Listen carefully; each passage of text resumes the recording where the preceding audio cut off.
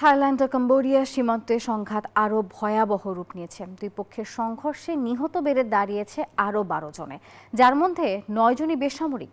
এই পরিস্থিতিতে দুই পক্ষকে সংযত হওয়ার আহ্বান জানিয়েছে ফ্রান্স, অস্ট্রেলিয়া। এদিকে প্রাণ বাঁচাতে সীমান্ত থেকে পালাচ্ছেন দুই দেশেরই সাধারণ মানুষ। আর অন্যদিকে অবিলম্বে এই সহিংসতা বন্ধের আহ্বান জানিয়েছে জাতিসংঘ। থাইল্যান্ড ও কম্বোডিয়ায় বিরোধপূর্ণ সীমান্ত অঞ্চল জুড়ে নতুন করে সংঘর্ষ ছড়িয়ে পড়েছে। কম্বোডিয়া জানিয়েছে মঙ্গলবার ভোরে থাইল্যান্ডের সেনাবাহিনী সীমান্তবর্তী অঞ্চলে নতুন করে আক্রমণ চালিয়েছে। সংঘর্ষে এখন পর্যন্ত অন্তত 3 থাই সেনা এবং থাইল্যান্ডের বিমান ও আর্টিলারি হামলায় কম্বোডিয়ার কয়েকজন বেসামরিক নাগরিক নিহত হয়েছেন। আর হাজার হাজার মানুষ বাধ্য হয়েছে আশ্রয় ছেড়ে নিরাপদ স্থানে সরে যেতে।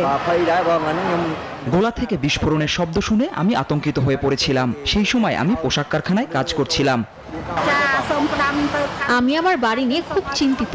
থাই বাহিনী এখনো গুলি চালাচ্ছে বলে ফিরতে পারছি না।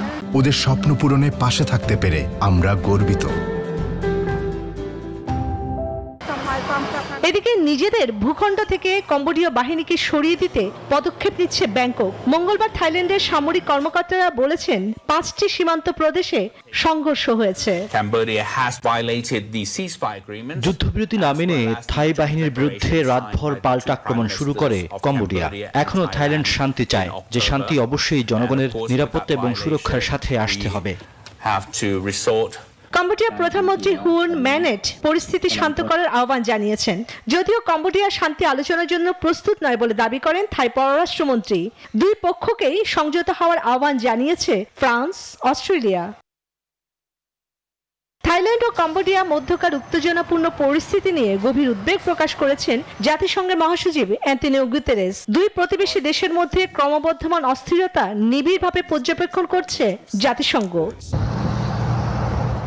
চন্দ্রানী চন্দ্রা, নিউজ 24।